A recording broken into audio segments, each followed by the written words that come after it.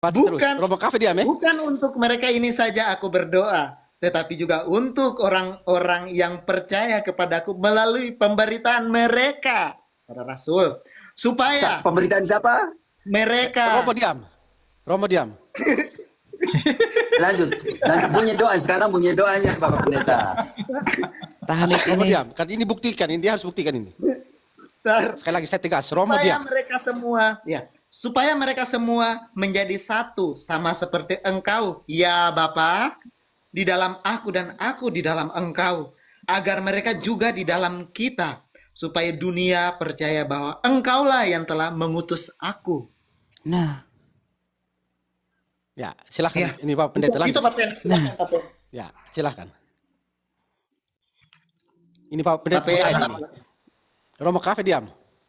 Bapak Pendeta punya ayat. Apalagi nih yang mau dijelasin nih. Iya, maksudnya Jelaskan bahwa Petrus itu semua itu setara, bukan hanya Petrus yang dipilih. Berarti kalau begitu, kalau ini semua setara, berarti Petrus bukan pemimpin dong. Di mana ini? Tidak, maksudnya Bapak Pendeta punya pernyataan.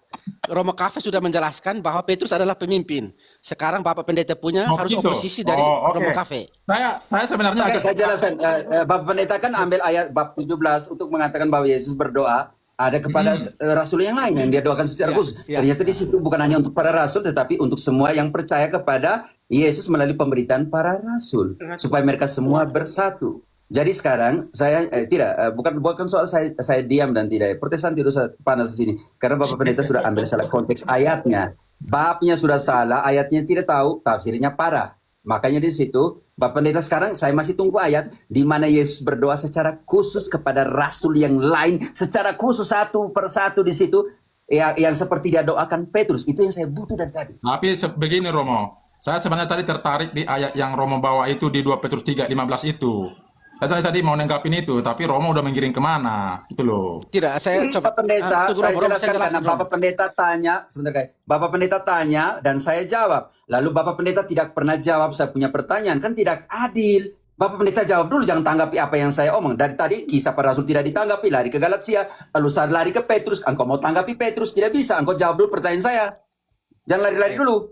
Ya, makanya gini, begini Romo, di 2 Petrus 3:15 ini kan ini sebuah Romo angkat ini bahwa seolah-olah Petrus di sini sebagai pemimpin dan mengarahkan surat-suratan Paulus. Jawab dulu Apa pertanyaan itu? saya. Bapak Pendeta coba supaya dengarkan fair supaya saya dong. klarifikasi semua pernyataan ini.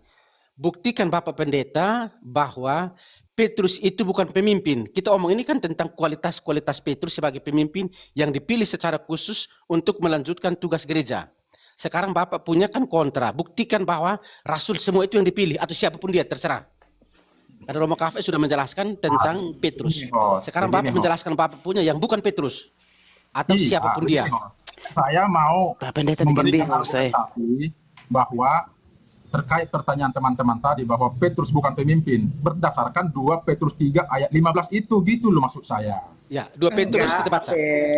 Pak Pen, sebentar Romo. Pak Pen begini. Karena kan tadi Romo Romo Cafe Cafe- tadi, sebentar Pak Pen. Romo Cafe tadi mengatakan begini. Coba carikan satu dalil. Di Lukas 22 ayat 31 32 tadi kan Yesus secara khusus, secara spesifik mendoakan Petrus. Nah, Pak Pen coba carikan satu ayat yang serupa. Yesus mendoakan salah satu rasul seperti halnya Petrus. Pak Pen bawa Yohanes 17 ayat yang tadi. Itu untuk semua, untuk saya juga begitu. Nah, coba cari yang secara spesifik seperti Petrus. Begitu, Pak Pen. Ada tidak? Kita jujur, Bapak Pendeta sudah mengatakan bahwa itu secara tertulis tidak ada. Saya mendengar tadi itu tidak bisa dibuktikan. Berarti Bapak dia buktikan secara yang tidak tertulis. Karena secara tulis tidak ada, berarti buktikan secara tidak tertulis. Ya, Mati. ini lagi karena soal skriptura nanti hancur lagi nanti ini. Apa lagi Romo? Apa lagi Ya. yang tadi? Buktikan dulu, engkau buktikan bahwa Petrus tidak penting. Itu yang saya butuh di Ya. situ. Dan engkau harus buktikan kolegium apostolik bekerja seperti apa. Tidak tahu, Oke. mungkin Bapak Pendeta tidak mengerti ya. Saya tidak dari tahu yang lain mengerti ya, kecuali Bapak Pendeta ini jadi soal juga kayak. Siap. Ya, Oke. silakan. Saya akan mencoba membawa ayat Yohanes 13 ayat 34 dan 35. Baca. Demikian tertulis. Aku memberikan perintah baru kepadamu, yaitu supaya kamu saling mengasihi, sama seperti aku telah mengasihi kamu, demikian pula kamu harus saling mengasihi. Ayat 35. Dengan demikian, Ya. semua Benar, orang Romo. akan tahu bahwa kamu adalah murid-muridku, yaitu jikalau kamu saling mengasihi. Terima kasih, silakan. Lalu boleh saya bantah ayat yang Petrus tadi? Itu perintah, Ya. Pak Pen. Oke. Itu bukan doa. Lanjut, semua diam. Sekali lagi semua diam. Semua diam. Oke. Biarkan. Saya mau membuktikan teman-teman bahwa apa tadi ayat Jelas yang dia, Pak dikutip Pendeta. oleh Romo Cafe di dalam 2 Petrus 3 ayat 15 dan 16 itu menarik buat saya. Justru ayat itu membuktikan bagaimana Petrus secara eksplisit mengakui Rasul Paulus sebagai pemimpin dan rekan Ya, itu. Rasul yang sah. Serta dia pun mengakui otoritas tulisan-tulisan Rasul Paulus. Pertama, panggilan saudara kita yang terkasih. Dalam 2 Petrus 3:15, di situ tegas dia mengatakan, saudara kita yang terkasih dengan hikmat yang dikaruniakan kepadanya. Ini menunjukkan bagi saya kasih sayang dan persaudaraan setara.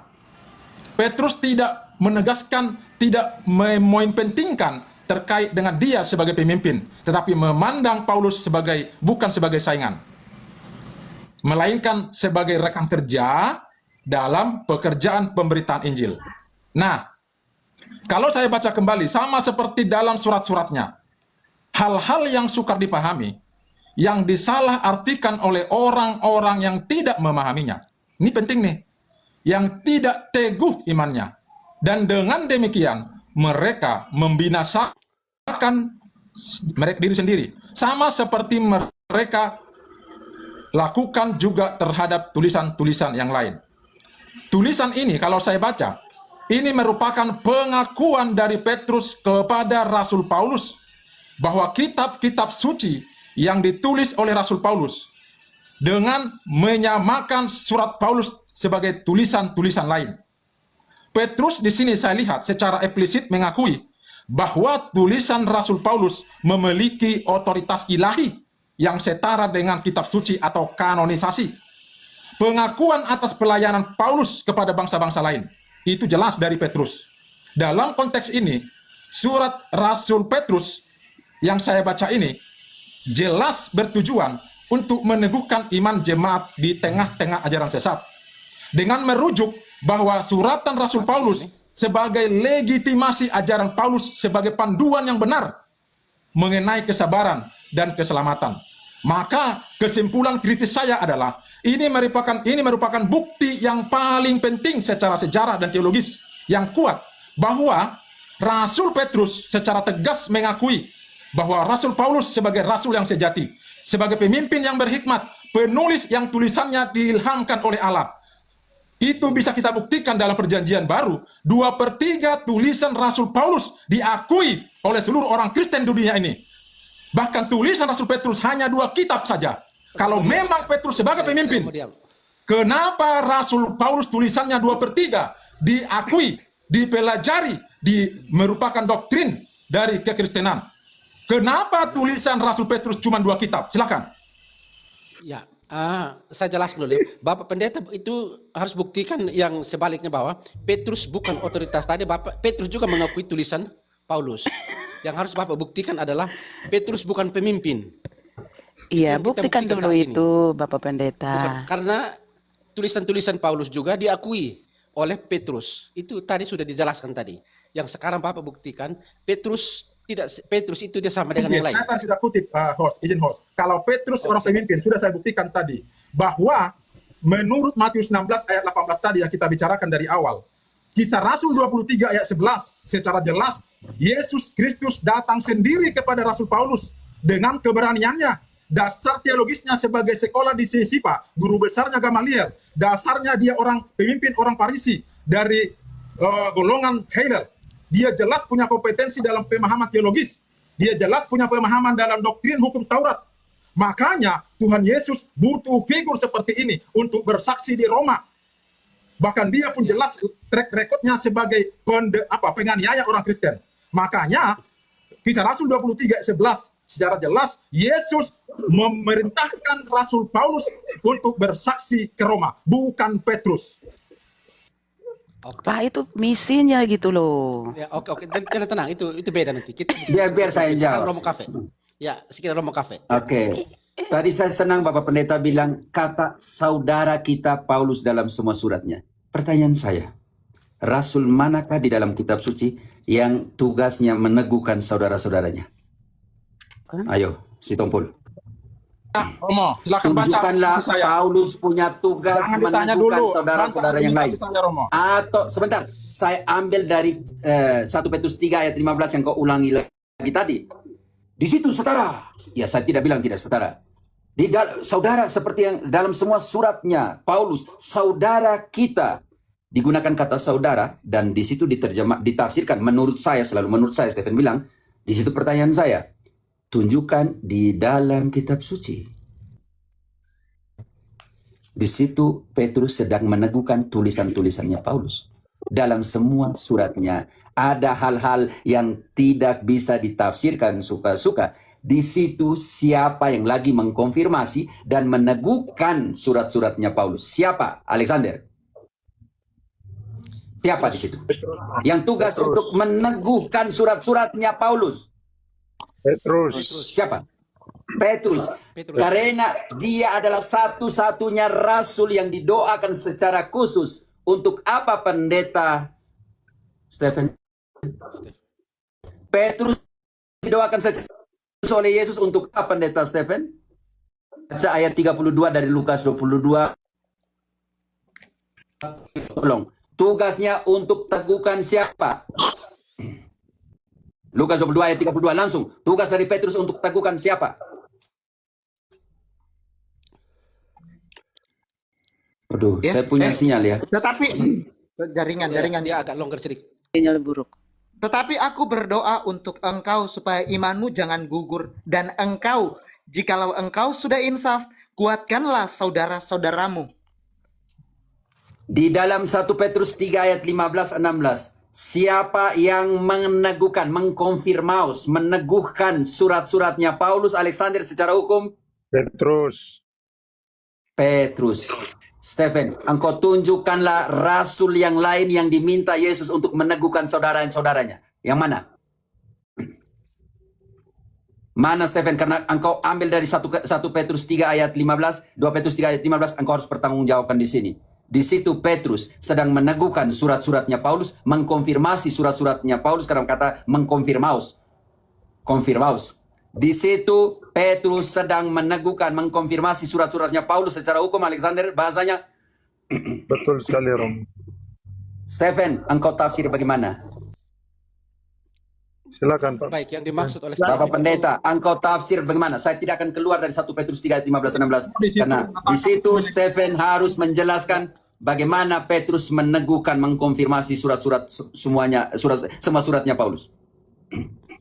Romo, biarkan Anda membangun bahwa itu bentuk sebagai peneguhan. Tetapi kalau saya baca, frase yang berbunyi sama seperti dalam surat-suratnya. Bagi saya itu bukan meneguhkan, tetapi menyetarakan. Silakan. Selanjutnya ayat, ada hal-hal lain, baca kembali ayat itu, yang tidak bisa ditafsirkan seperti Om Stephen ini. Baca kembali ayatnya penuh. Mulai dari 15. Mulai dari 15. Anggaplah kesabaran Tuhan kita sebagai kesempatan bagimu untuk beroleh keselamatan. Seperti yang Stephen, telah... anggaplah kesabaran saya yang menjelaskan tadi itu sudah terlalu panjang. Sekarang saya tidak mau sabar lagi. Lanjut. Seperti yang telah dituliskan kepada kamu oleh Paulus. Dia sedang melakukan apa di situ bahasa hukum Alexander. Kita harus butuh orang hukum di sini karena apa? Anggaplah kesabaran saya, seperti yang dituliskan oleh Paulus. Seperti artinya dia sedang mengkonfirmasi, meneguhkan yang sebelumnya. Ya, benar sekali. Bahasanya, harus belajar bahasa Indonesia nih untuk mengerti di situ. Oke, seperti lanjut. Seperti yang dituliskan kepada kamu oleh Paulus. Artinya ada situasi di mana kesabaran itu tidak ada lagi. Maka di situ Petrus bilang, seperti yang tuliskan oleh Paulus kepada kalian, kenapa kalian tidak mengerti? Lanjut. Saudara kita yang terkasih sesuai dengan hikmat yang dikaruniakan kepadanya. Di situ Petrus sedang mengkonfirmasi bahwa di dalam Paulus, meneguhkan bahwa di dalam Paulus ada karunia yang diberikan kepada dia atau tidak. Kita ini analisa hukum nih, Alex. Ada Romo. Izin Romo. Tadi ketika Pak Pen menjelaskan panjang, saya dengar atau mungkin Romo juga dengar dia menggunakan kata legitimasi. Nah ini penting. Paulus sedang memberikan legitimasi. Allah yang Petrus, mempunyai Petrus. kuasa. Oh ya. Petrus. Oh ya, Allah ya. yang punya kuasa, tapi Petrus yang sedang melegitimasi dokumen. Ini penting. Makanya kita bahas satu kata per kata. Oke, di situ. Di situ Petrus sedang memberikan legitimasi, mengakui, mengkonfirmasi, meneguhkan bahwa di dalam Paulus ada karunia. Ada. Ada. Lanjut. Ada. Karena Bapak Stephen tadi potong-potong, makanya kita baca per step supaya bisa mengerti. Step by step. Oke, lanjut. Hal itu dilakukannya dalam semua suratnya. Artinya, karunia yang diberikan kepada Paulus itu terpancar di dalam semua Suratnya. surat-suratnya. suratnya. Dalam semua suratnya. Ketika jemaat, umat, gereja mendengarkan Petrus bilang, oh dalam semua suratnya ada karunia yang terpancarkan yang diberikan Allah kepada Paulus. Gereja, jemaat akan percaya atau tidak? Percaya dan Karena menerima surat. pemimpin sudah mengkonfirmasi itu. Otoritas sudah mengkonfirmasi itu. Yang kau lepaskan dan kau ikat. Lanjut. Apabila ia berbicara tentang hal-hal ini, dalam surat-suratnya itu ada hal-hal yang sukar dipahami. Tahan dulu. Alex, secara hukum, Paulus sedang melakukan konfirmasi bahwa ada hal-hal yang sukar dipahami dalam surat-suratnya Paulus. Betul Romo. Kenapa saya butuh ahli hukum? Karena di sini seorang ahli hukum, lawyer harus analisa kata per kata untuk putuskan. Kalau Petrus bilang dalam semua suratnya ada hal-hal yang susah dipahami, artinya di situ Petrus sendiri sedang mengkonfirmasi, meneguhkan bahwa hati-hati, bahwa ada hal-hal yang sukar dipahami. Lanjut. Sehingga orang-orang yang tidak memahaminya dan lemah imannya memutarbalikannya menjadi kebinasaan mereka sendiri. Ini anjuran kepada kita semua dan juga kepada pendeta Stephen ini. Kalau kau putar balikan itu, maka engkau akan mendatangkan kebinasan untuk kau. Hati-hati di situ. Lanjut. Lanjut. Sama seperti jaringanku ya. Aduh. Lancar, Baca saja. Bro. Baca. Sama seperti yang sebentar. Udah Romo? Aman. Sama seperti yang seperti dilakukan. yang juga mereka lakukan dengan tulisan-tulisan yang lain. Pertanyaan untuk Stephen di sini, pendeta. Tunjukkanlah surat-suratnya Paulus yang menunjukkan jangan tafsir suka-suka. Atau hanya kita temukan di 2 Petrus. Baca dulu 2 Petrus 1 ayat 19-20. Hanya ada 2 kesempatan di situ, di dalam setelah kisah para rasul ke belakang, hanya ada 2 bagian yang mengatakan jangan tafsir sembarang-sembarang. Hanya di surat Petrus. 2 Petrus 1 ayat 19-20. 2 Petrus 1 ayat 19-20. Dengan demikian kami makin diteguhkan oleh firman yang telah disampaikan oleh para nabi. Alangkah baiknya kalau kamu memperhatikannya, sama seperti memperhatikan pelita yang bercahaya di tempat yang gelap, sampai fajar menyingsing dan bintang timur terbit bersinar di dalam hatimu. Yang terutama harus kamu ketahui ialah bahwa nubuat-nubuat dalam kitab suci tidak boleh ditafsirkan menurut kehendak sendiri. Stephen, engkau selalu bilang menurut saya dari tadi yang saya dengar. Tidak bisa ditafsirkan menurut kehendak sendiri. Lanjut. Sebab tidak pernah nubuat dihasilkan oleh kehendak manusia. Stephen, pendeta, engkau selalu bilang menurut saya, menurut saya, menurut saya, menurut saya, menurut saya. Lanjut. Tetapi oleh dorongan Roh Kudus. Dan oleh dorongan Roh Kudus. Berbicara atas nama Allah. Orang berbicara atas nama Allah. Sekarang Roh Kudus itu diterima melalui apa? Kisah 8 ayat 18. Jangan suka-suka bilang saya dipenuhi dengan Roh Kudus. Roh Kudus dicurahkan melalui apa? Kisah 8 ayat 18. Ada yang mau beli. Makanya itu Stephen, engkau selalu bilang menurut saya, menurut saya, menurut saya, menurut saya, menurut saya, menurut saya, menurut saya. Kisah 8 ayat Sudah, Romo? 18. Sudah belum? Ya bentar, Belum. bentar. Sekarang Lagi. menurut oleh Roh Kudus. Tapi Roh Kudus itu diterima melalui apa? Ketika Simon melihat bahwa roh itu diberikan melalui penumpangan tangan rasul-rasul itu, Tahan dulu. Iya. Roh Kudus diberikan melalui penumpangan tangan siapa? Rasul. rasul-rasul itu. Apa kata Simon Mago yang mau beli penumpangan tangan? Lanjut, Romo.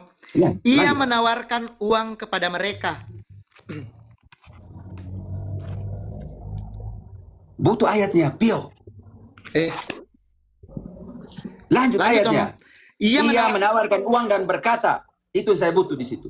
serta berkata, berikanlah juga kepadaku kuasa itu, supaya jika aku menumpangkan tanganku di atas seseorang, ia menerima Roh Kudus. Di situ nanti Paulus yang jawab. Engkau lanjut ayat. Nanti Paulus yang berdiri di situ dan omong. Petrus. Nanti situ Paulus yang omong. Tidak, Paulus menurut Stephen. Paulus yang omong di situ. Lanjut ayatnya. Siapa yang omong di situ? Namun Petrus berkata kepadanya, binasalah kiranya uangmu itu bersama engkau, karena engkau menyangka bahwa engkau dapat membeli karunia Allah dengan uang. Karunia Allah dicurahkan melalui penumpangan tangannya. Siapa? Para rasul. Para rasul. Karena itu di dalam 2 Petrus 1 ayat 19-20 tadi katakan bahwa tidak bisa menafsirkan menurut kehendak sendiri, melainkan oleh karunia Roh Kudus. Tetapi ingat, karunia Roh Kudus itu diberikan melalui penumpangan tangannya siapa? Para rasul. Para rasul. Stephen, kau buktikan bahwa kau sebagai pendeta dapat suksesi penumpangan tangan dari para rasul, supaya kau bisa tafsirkan kitab suci. Wah, berat ini Romo. Teman-teman. Berat ini. Lanjut, Sudah? Pak Pen. Sudah belum? Ya, saya kira coba kita dengarkan Bapak Pendeta dulu ya, karena walaupun kita keluar dari konteks, tapi karena ini sudah melebar, jadi kita kasih lebar saja. Silakan Pak Pendeta. Sudah belum? Sudah. Oke, terima Silakan. kasih. Pertanyaannya ke saya, Romo, suksesi apa dia, mana? ya? Rasul mana? Pertanyaannya. Baik. Bagi kami Protestan, menurut 2 Tesalonika 2 ayat 15, suksesi kami bukanlah suksesi tumpang tangan. Suksesi kami adalah suksesi pengajaran. Bentar dulu Romo. Jangan menurut bentar tidak. dulu. Lah ini kan tadi Romo bertanya. Sesi bagaimana ini? Sudah melebar. Oke, silakan, Ya, silakan apa dulu. dulu? Ke pertanyaan awal Romo. Ke Iya pertanyaan awal kan? itu yang Tadi kan Amit. bertanya Romo ini. Saya lanjutkan dong. saya mengerti. Oke.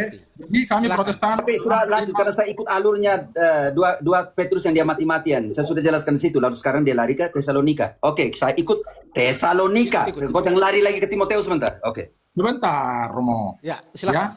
Lalu Romo berkata bahwa tafsiran itu tidak Pak boleh Pendeta, nanti dilakukan. kita- Tesalonika berapa, baca Bapak ya. Pendeta? Dulu, Romo. Tesalonika Ya, berapa? jangan Engkau ambil potong. Tesalonika berapa? Kok Supaya dibaca. dipotong-potong? Ya, maksudnya dibaca. Dibaca. Baca itu ayatnya lengkap, Pak. Bab, ayat, kitabnya Iya, sebentar, apa, babnya berapa, Satu-satu. ayatnya berapa. Tolong. Satu-satu sebentar. 2 Tesalonika berapa, Pak Oke, Pendeta? 2 Tesalonika. Sebentar teman-teman ya, sabar ya. 3 ayat. 2 ayat 15. Kalau tidak salah ya. Nih, Ya, 2 Tesalonika 2:15 Ya, ngomong tentang tradisi lisan dan tradisi tertulis di sini keguguran sola scriptura. Oke, sebab itu berdirilah teguh dan berpeganglah pada ajaran-ajaran. Makanya saya bilang, kami Belum selesai. Ya, belum selesai. Ajaran-ajaran yang kami teruskan kepadamu melalui apa? Ya. Selesaikan ayat dulu, Om Stephen. Selesaikan ayatnya. Saya jelaskan. Tadi Romo Jangan, selesaikan ayatnya dulu. Pio, engkau baca. Bapak, ini, Baca, coba dengarkan selesaikan. saya. Ini potong, Pak. Ini potong. Ya. Di mana? Selesaikan ayatnya dulu. Iya dengar, oke, saya lanjutkan. Stephen, kau selesaikan ayatnya dulu. Jangan dulu. Kau sedang potong. Dengar, Engkau takut saya di mau situ ada dengar. dua tradisi. Dengar dulu Romo. Aku lanjutkan dulu ya. Aku lanjutkan. Kita Aku dengar bacakan. baca ayatnya baru Bapak Pendeta Silakan. jelaskan ya. Aku Silakan. bacakan ayatnya. Oke. Ya, Oke, baru aku Bapak Pendeta bacakan. jelaskan. Ya. Sebab itu, saudara-saudara, berdirilah teguh dan berpeganglah pada ajaran-ajaran yang kamu terima dari kami, baik melalui pemberitaan maupun surat. Ya, silahkan lanjut. Bapak Pendeta, sudah selesai. Konjungsi di sini. Sudah? Ya. Jelas ya ayat ini ya.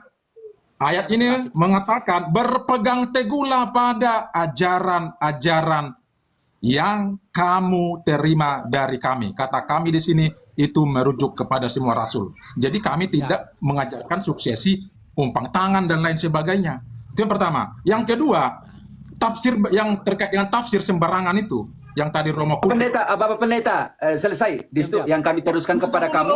Dua caranya, melalui apa dan melalui apa. Bapak Pendeta, melalui apa dan melalui apa. Jelaskan dulu, karena ayat belum selesai. Engkau jangan comot di situ, ini saya kejar. Karena saya itu telinga gatal kalau kalian... Pendeta, Stephen, engkau harus jelaskan metodenya.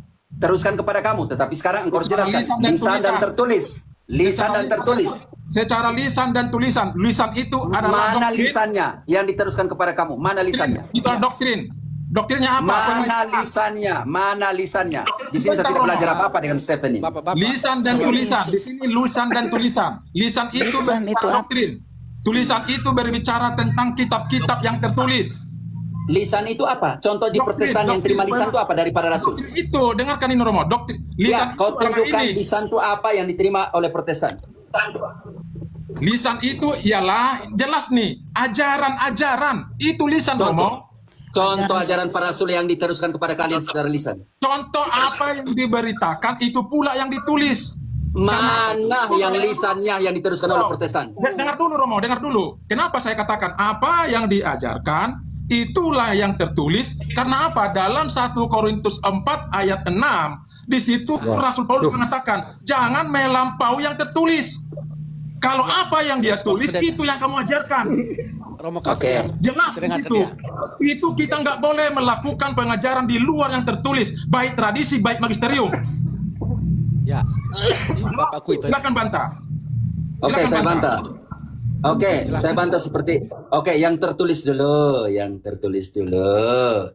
Yohanes 1 ayat 1. Sebentar kita lihat yang tidak tertulis oleh Yohanes sendiri. Ya. 1 Yohanes 1 1 Yohanes 1 ayat 1.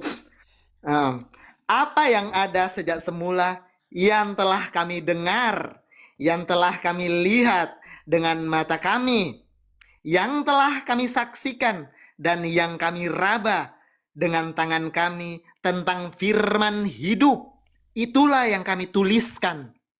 Haleluya, Stephen Sitompul. Haleluya. Sekarang baca 2 Yohanes 1 ayat 12.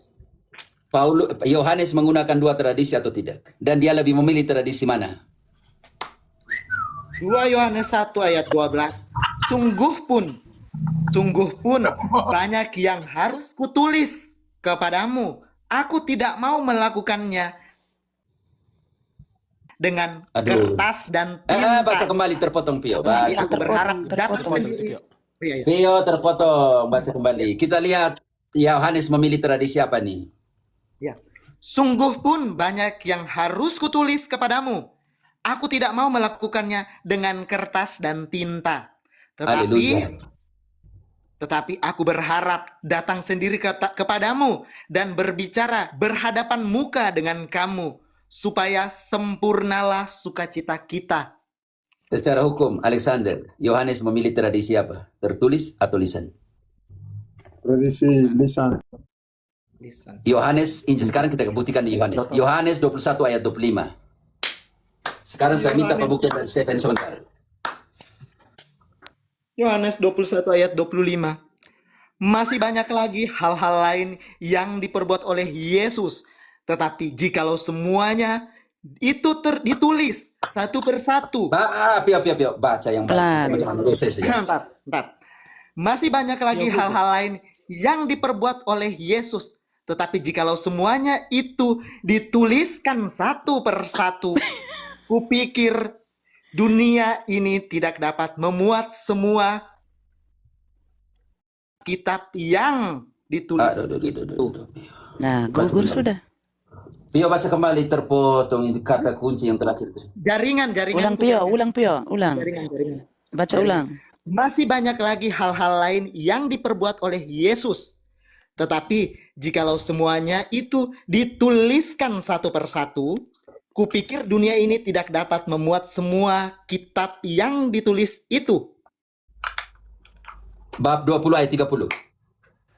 20 ayat 30. Memang masih banyak tanda mukjizat lain yang dibuat Yesus di depan mata murid-muridnya yang tidak tercatat dalam kitab ini. Stephen, yang tidak tercatat ada di mana? Kau jelaskan di sini. Itu yang tadi ini sudah dijawab, itu dokumen hanya tidak disebutkan dokumen yang bagaimana. Sekarang kau jelaskan Protestan punya dokumen dari Yesus itu seperti apa? Dari para rasul itu seperti apa? Sudah jelas Romo tadi ayat yang saya kutip, yang saya bawa tadi. Jangan melampaui yang tertulis. Sekalipun ada tulisan... Tolong baca ayatnya. Gak bisa Pak Pendeta loh. Ayatnya mana? Sebut ayatnya. Tadi tidak sebut ayat. Ya. Baca, Pio baca. 1 Korintus 4 Ayat 6. kita baca. 1 Korintus 4 ayat 6. Saudara-saudara, kata-kata ini aku kenakan pada diriku sendiri dan pada Apolos karena kamu, supaya dari teladan kami, kamu belajar apa artinya ungkapan jangan melampaui yang ada tertulis, supaya jangan ada di antara kamu yang menyombongkan diri dengan mengutamakan yang satu daripada yang lain. Lanjut. Silahkan. Lanjut, sebentar. Lanjut ayatnya, Pio. Sebab siapa yang menganggap engkau begitu penting, tanda tanya, apa yang engkau punyai yang tidak engkau terima? Jika engkau memang menerimanya, mengapa engkau memegahkan diri seolah-olah engkau tidak menerimanya? Lanjut. Romo. Kamu telah kenyang, kamu telah menjadi kaya. Tanpa kami, kamu telah menjadi raja. Alangkah baiknya kalau benar demikian bahwa kamu telah menjadi raja, sehingga kami pun turut menjadi raja dengan kamu. Sebab menurut pendapatku, Allah memberikan kepada kami para rasul tempat yang paling rendah, sama seperti orang-orang yang telah dijatuhi hukuman mati, sebab kami telah menjadi tontonan bagi dunia, bagi malaikat-malaikat dan bagi manusia. Cukup, Pio. Konteksnya di situ ada yang bukan dari golongan para rasul yang mau buat suka-suka, mereka punya tradisi. Itu kita kembali ke mereka, kembali supaya Bapak Pendeta yang jelaskan itu, bukan Pak. Kau jelaskan apa konteks dari ayat itu? Ya, itu yang Bapak Pendeta harus jelaskan. Silahkan lanjut Pak Pendeta. Ya, Romo diam ya. Terima kasih ya. Itu makanya teman-teman, saya tadi mengutip di dalam 1 Korintus 4 ayat 6 ini, supaya jangan melampaui yang tertulis. Sekalipun teman-teman mengutip dalam Yohanes 21 ayat 25, ya, bahwa itu tidak menunjukkan, sekalipun ada yang tidak tertulis, adapun perbuatan-perbuatan ajaib atau apa dan sebagainya, tidak dituliskan, itu bukan sebagai konfirmasi agar kita melakukan yang tidak tertulis, tetapi itu menunjukkan bahwa cukup melalui yang tertulis itu untuk keselamatan, cukup sebagai keselamatan. Pertanyaan saya, Stephen, jangan dulu tanya. Engkau harus jelaskan 1 Korintus itu dia punya konteks, Susar. Engkau harus jelaskan konteks dari 1 Korintus, itu yang saya butuh. Bukan engkau jelaskan konteks dari 1 Korintus, jangan lari kemana-mana. Makanya saya ini menantang kalian gitu loh. Untuk bukan menantang, engkau harus jelaskan konteks dari 1 Korintus 4 yang kau ambil. Tidak tahu pamit, dia mengerti atau tidak, karena dia ambil ayat tapi tidak jelaskan. Makanya begini Romo, saya ingin membuat sebuah pendeta. Saya mengerti Pak Pendeta punya ide. Terkait dengan 1 Korintus 4 ayat 6 tadi, bahwa jangan melampaui yang tertulis. Akibatnya apa teman-teman? Ya, akibatnya. Contoh ini. Kembali lagi ke contoh.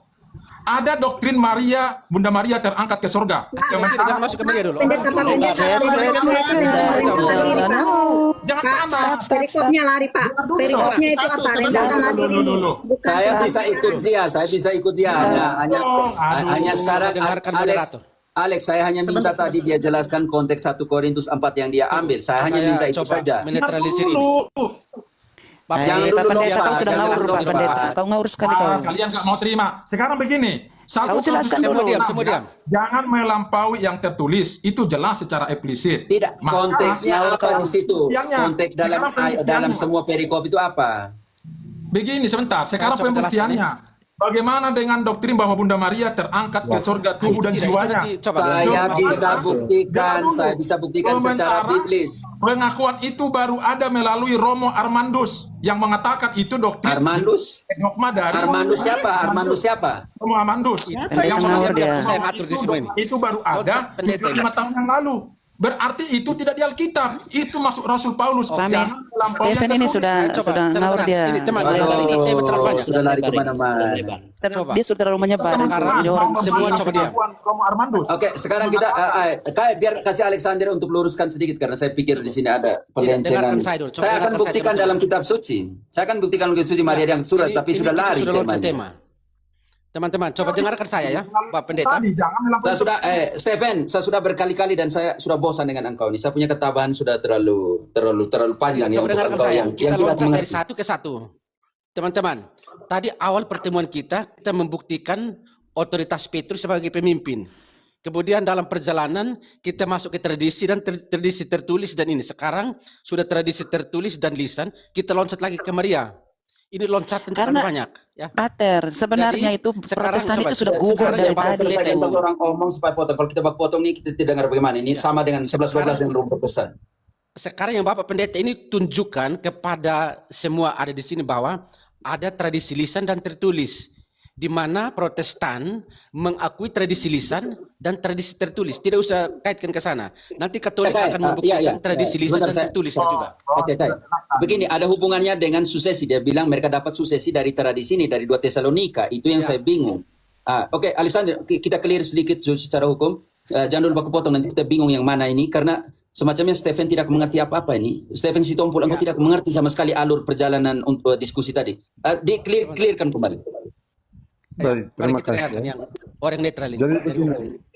Pak Pen, supaya diskusi ini bisa berjalan secara akademik, setiap poin itu kita bahas mulai dari membaca ayatnya, melakukan kritik teks, dan memberikan contoh konkret tanpa perlu untuk mengambil dari poin yang lain yang hanya nanti melebarkan atau membiaskan inti persoalan yang sedang dibahas.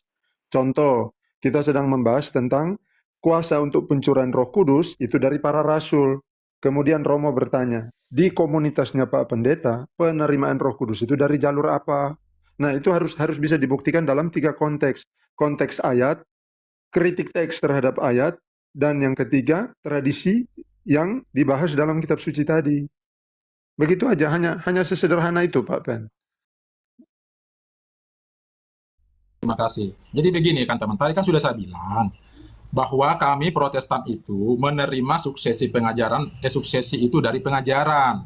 Itu yang pertama tadi yang saya kutip dari 2 Tesalonika 2:15. Kemudian juga bisa dibantu dari data Matius 28 ayatnya yang ke-19.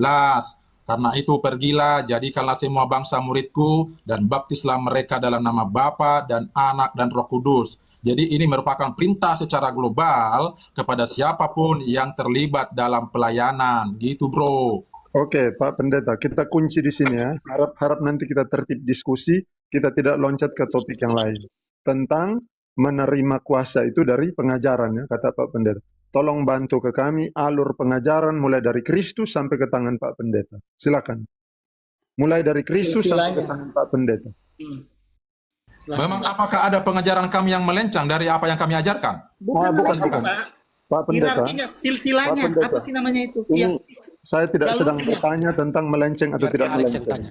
Nah, kita tidak sedang membahas tentang melenceng atau tidak melenceng, tapi Pak Pendeta Loh, sedang diberikan ruang. Pertanyaan itu Alexanderia Jalurnya. seolah pengajaran yang kami lakukan itu pengajaran yang tidak diajarkan oleh para rasul. Di mana pengajaran kami yang tidak berdasarkan para rasul? Silakan. Oke, nah supaya bisa membuktikan bersesuaian dengan para rasul atau tidak, tentu kan engkau harus bisa menunjukkan bahwa pengajaran yang kami ajarkan ini ada sumbernya. Maka Pak Pendeta diberikan ruang untuk menunjukkan ke kami, mulai dari era Kristus sampai ke tangan Pak Pendeta. Kan begitu. Silakan Pak Pen. Bertahap strukturnya Saya gitu loh bilang dari bahasanya. Alexandria ya bahwa 2 Tesalonika 2 itu sudah cukup eksplisit sebagai panduan kami untuk mengajar. Pertanyaan saya, sebaliknya kalau begitu, dari mana dasar teologis dari pihak teman-teman yang menyatakan bahwa kalian itu menerima langsung dari Tuhan Yesus? Silakan. Ayo. Oke. Begini ya. Tidak, coba Karena kita buktikan ketika dulu. Ini Bapak Pendeta balik ke sini. Coba buktikan. Bapak Pendeta buktikan Bapak punya, nanti kami buktikan kami punya, begitu. Selesai. ketika Pak Pen menyerahkan kembali dengan teknik mirroring, tetapi itu tidak menjawab. Artinya begini, ketika Katolik itu salah bukan berarti saya benar. Pak Pendeta sedang diberikan ruang untuk mempertanggungjawabkan di poinnya Pak Pen. Artinya adalah ketika engkau membawa ayat Tesalonika, bolehkah saksi Yehova dan Mormon juga menggunakan Tesalonika itu? Dan mengatakan mereka juga menerima dari Roh Kudus. Apakah boleh? Gimana bro? Yang apa itu saksi Yehova? Tidak, pertanyaan Saksi sudah Yehova tidak mana? mengerti. Ulang. Saksi Yehova itu kan mana? Saksi Yehova itu tidak mengakui Roh Kudus bro. Dan mereka itu menolak Tritunggal. Maksud saya begini Pak Pendeta. Itu kan saya hanya berikan contoh secara sederhana ya. Apakah komunitas-komunitas mana saja yang mengaku komunitas Kristiani tetapi tidak dari arus utama kekristenan boleh menggunakan Tesalonika itu sebagai dasar pijakan bahwa mereka juga menerima perintah yang sama dari Tuhan? Boleh atau tidak boleh? Ya, oke. Begini ya teman-teman ya. Coba kita kembali kepada Kisah Rasul 2 ya. Inilah dasar pegangan kami teman-teman. Kisah Rasul 2 ayat 42 dan 43. Saya baca ya teman-teman ya. Kisah Rasul 2 ayat 42 tertulis demikian. Mereka bertekun dalam pengajaran rasul-rasul dan dalam persekutuan, dan mereka selalu berkumpul untuk memecahkan roti dan berdoa. Maka ketakutanlah mereka semua, sedang rasul-rasul itu mengadakan banyak mujizat dan tanda. Jadi berdasarkan ayat ini sebagai panduan kami orang Protestan untuk meneruskan pengajaran kepada orang-orang yang mau percaya kepada Kristus sebagai Tuhan dan Juru Selamat. Makanya kalau kita baca dalam ayat 43 ini, di situ disebut sedang rasul-rasul itu mengadakan banyak mujizat dan tanda-tanda. Ini bisa kita deteksi banyak terjadi kepada orang-orang Protestan. Kenapa saya katakan demikian? Contoh, dalam KKR, mereka banyak melakukan tanda-tanda dan mujizat, sekalipun ada hal-hal negatif dari orang-orang yang tidak sepaham dengan hal-hal yang terjadi ini. Pemulihan-pemulihan, seperti apa yang dilakukan oleh Rasul Petrus dengan sapu tangannya, di sekali berkhotbah banyak orang bertobat. Itu dilakukan oleh pihak-pihak Protestan. Mereka mengklaim semua janji itu dari para rasul, dan mereka teruskan sukses itu dari rasul. Mereka melakukan banyak mujizat dan tanda sampai detik ini. Terima kasih. Pak Pen, apakah anugerah untuk melakukan penyembuhan? Ya bisa Romo. Oke, dia ambil dari Kisah 2 yang berdiri waktu itu Petrus. Sekarang ayat 44 itu, Bapak Pendeta, semua yang percaya tetap bersatu. Kalian bersatu? Dengan 60.000 denominasi di dunia ini, ada 400 di dunia ini. Jangan. Semua yang percaya tetap bersatu. Baca dulu ayat itu. Saya mau tanya itu dia. Bersatu. 60.000 Baca dulu. Baca dulu. Iya, saya baca. Ya, bersatu. Saya baca bentar Pak Pen. Karena setiap ayat yang engkau ambil, jangan sampai jadi bumerang untuk engkau. Baca dulu ayat 42 yang dia ambil. Ada 3 hal di situ. Membuktikan bahwa gereja Katolik tidak bersatu. Kalau bicara begitu, Romo. Tenang dulu. Saya pun bisa membuktikan bahwa gereja Baca dulu ayat 42. Jangan dulu. Bentar Sekarang aku mau baca baca ayat dulu Pak Pen. 42. Sebentar. Ayat 42 ada Aku mau 3 baca unsur. Ya. Mereka bertekun dalam pengajaran rasul-rasul, dalam Tahan dulu di situ. persekutuan Tahan dulu. Mereka bertekun dalam pengajaran. rasul-rasul. Oh, karena rasul-rasul kenapa? Yang menerima perintah siapa? Pendeta. Siapa yang terima perintah dari Yesus? Rasul-rasul. Siapa yang menerima perintah dari Yesus? Semua murid. Semua, ya. Berapa orang pada saat itu? 12 rasul. Semua murid itu. Semua murid, Ya. Romo. Hati-hati dengan 12 murid rasul. dengan rasul. Murid hanya untuk belajar. Rasul yang 12 orang itu. Sorry. Ayat itu mengatakan mereka bertekun dalam pengajaran murid-murid atau rasul-rasul. Baca dulu. Yuk. Mereka bertekun dalam pengajaran rasul-rasul. Kenapa bertekun dalam pengajaran para rasul, Bapak Pendeta? Tunjukkan ayatnya kenapa harus bertekun dalam pengajaran para rasul. Bertekun dalam pengajaran Rasul itu ialah tidak melebihi dari yang tertulis. Karena Yesus, Ayat-ayat. kenapa mereka harus bertekun di dalam pengajaran para rasul? Kenapa mereka harus bertekun atau kita harus bertekun dalam pengajaran para rasul? Itu pertanyaan saya, bukan tertulis atau tidak tertulis. Engkau tunjukkan ayatnya di mana kenapa kita harus bertekun dalam pengajaran para rasul. 1 Korintus 4 ayat 6 itu sudah cukup, Romo. Jangan melampaui yang Itu tertulis. bukan Dalam 2 Tesalonika 2 ayat 15. 2 Tesalonika 2 ayat 15 itu sudah jelas demikian tertulis. Itu manera, itu cara. Sekarang pertanyaan saya, kenapa harus bertekun di dalam pengajaran para rasul? Bertekun dalam ajaran para rasul supaya tidak ada ajaran bidat. Ya, itu. Itu ayatnya di mana itu? Itu ayatnya mana? Terkutuklah orang yang mengajarkan di luar daripada ajaran rasul. Bukan itu. Kenapa? Alasan kenapa? Mengapa harus bertekun di dalam pengajaran para rasul? Ya. Ayat yang kau ambil tadi saya harus tanya lagi engkau mengerti tidak? Kenapa harus bertekun dalam pengajaran para rasul?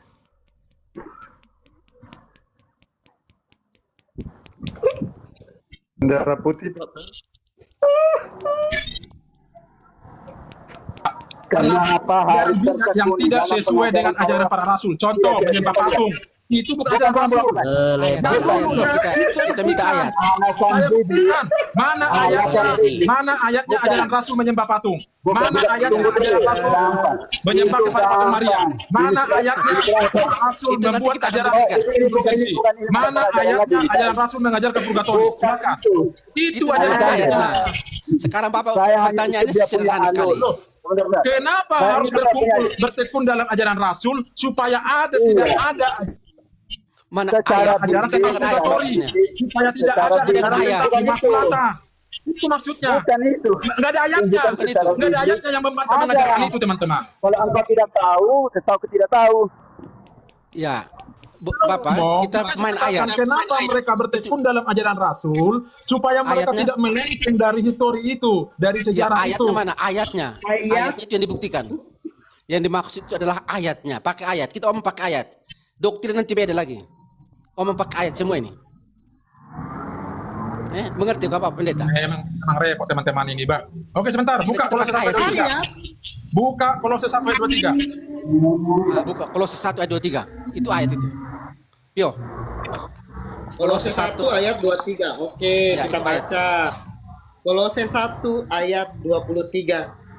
Oke. Sebab itu kamu harus bertekun dalam iman, tetap teguh dan tidak terguncang, dan jangan mau digeser dari pengharapan Injil yang telah kamu dengar dan yang telah dikabarkan di seluruh alam di bawah langit, dan yang aku ini Paulus telah menjadi pelayannya. Sudah. Nah, jelas itu. Itulah suksesi kami. Jelas itu. Saya bukan tanya, saya tanya kenapa harus Pertanyaan saya, sekarang saya tanya. Kalian banyak nanya nih. Tidak. Dong. Jangan tanya dulu Bapak Pendeta. Kita jelaskan satu-satu. Nanti dia melenceng. Jelaskan dulu. Buktikan di ayat kenapa saya lancarkan. Kenapa dengan baik-baik. Tekun. Kenapa harus bertekun di dalam pengajaran para rasul? Ya, itu yang Kenapa? dimaksud Mengapa harus itu. bertekun dalam pengajaran Sudah para jelas rasul? Buktikan ayatnya, Romo. Dengar ini, Romo. Kolose 1, 23. Apakah ini tidak cukup menjawab? Nih. Tidak boleh jawabannya lain. Itu konteksnya Dengar lain dulu nanti. dong. Baca Ya, kembali saya ayatnya. ulangi ya, saya ulangi. Sebab itu kamu harus bertekun dalam iman, tetap teguh dan tidak bergoncang. dan jangan mau digeser dari pengharapan Injil yang telah kamu dengar dan yang telah dikabarkan di seluruh alam di bawah langit, dan yang aku ini Paulus telah menjadi pelayannya. Pertanyaan saya, di langit mana yang mengajarkan rasul? dulu, Bapak. Dengar dulu dong. Di di langit mana, di bawah langit mana yang mengajarkan, ada rasul mengajarkan terkait dari ajaran mereka tentang purgatori misalkan, indulgensi. Melebar lagi. Konteks lain. Melebar lagi. Silakan jawab. Melebar lagi.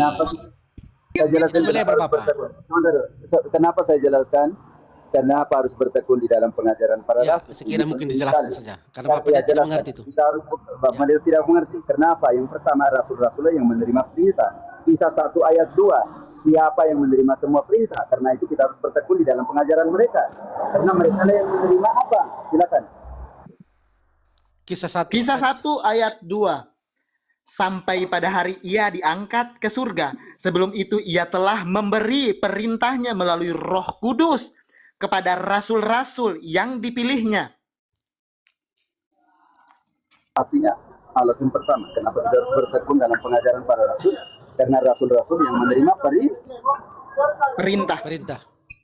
Oke, bukan hanya menerima semua perintah, tetapi menerima mandat yang diambil tadi dari Matius 28 ayat 19, tapi tidak baca ayat 20. Tidak baca ayat 20-nya. Matius 28.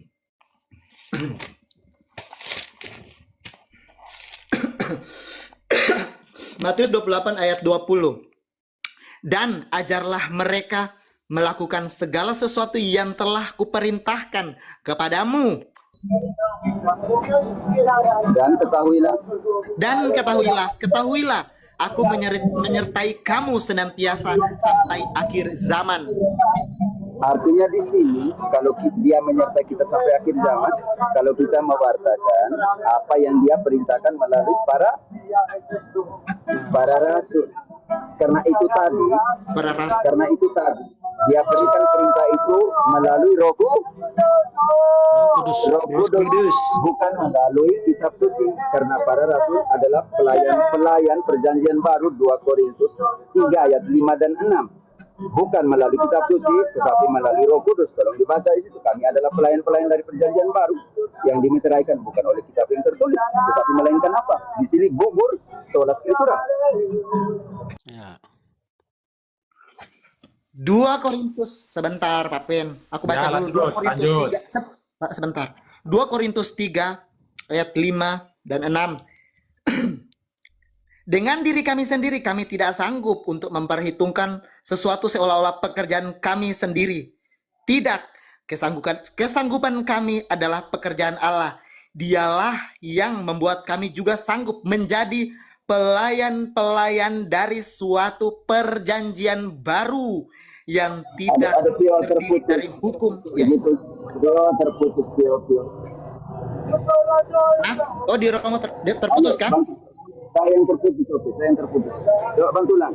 Kami adalah perjanjian baru. Iya. Ya, dialah yang telah membuat kami juga sanggup menjadi pelayan-pelayan dari suatu perjanjian baru yang tidak terdiri dari hukum yang tertulis, tetapi dari Roh. Sebab hukum yang tertulis mematikan, tetapi Roh menghidupkan. Ya. Hukum yang tertulis mematikan, tetapi Roh menghidupkan. Karena itu pemberian kuasa harus melalui penumpangan tangan para rasul, bukan oleh hukum yang tertulis. Hai. Engkau diambil ayat ini somot-somot suka-suka saya Stephen kali. Lah ya, sudah hampir 2 jam kita diskusi. Jadi teman host, terima kasih host ya buat waktunya host. Sudah Ya, jadi berapa lama kita diskusi tadi? Kira 2 jam. Tuhan memberkati engkau dan menambah dan Sekiranya ada kata-kata yang salah, tolong jangan jangan diambil hati ya. Kadang dalam diskusi Iya, Pak Pen. Siap. Terima kasih sudah naik. ada bahasa-bahasa sekarang saya pesan yang untuk Bapak Pendeta ya. ada bahasa-bahasa yang terlontar Nanti saya- sekiranya nanti. Ya, terima kasih ya Bang Host. Saya coba bisa pesan satu pesan untuk Bapak Pendeta ya. Romo Biar Kafet, saya pesan terima untuk Bapak kasih. Pendeta. Tuhan memberkati Romo, hati-hati di jalan. Bapak Pendeta, saya kasih penjelasan dulu Bapak Pendeta ya. Bisa dengarkan pesan saya ini. siap. Apa Bapak lagi nih? Pendeta, kalau misalnya saya lihat ada beberapa video-video yang itu di Bapak Pendeta punya TikTok itu kan itu tidak beri pengajaran, penyerangan langsung kepada pribadi-pribadi. Mungkin itu yang Oh, kita iya, hindari. siap. Terima kasih. Kita Pertanyaannya, ya, siap. berargumentasi, Oke, tetapi saya ngomong jangan sedikit. meng- Pendeta Stephen ditompul. Engkau omong buruk sekali saya di kau punya lain. Ya, itu di engkau maksudnya. punya fikir. Begini Romo, bisa. Romo, aku Saya selesaikan dulu. satu-satu. Nanti setelah itu Ya, Bapak siap, Stephen siap. bisa mungkin selesaikan ya. Saya tidak pernah membenci engkau. Yang saya Oke, luruskan terima kasih, itu Romo. kepada kita sendiri. Tapi izinnya teman-temannya, mumpung ada Romo Kafet di sini. Saya selesaikan dulu.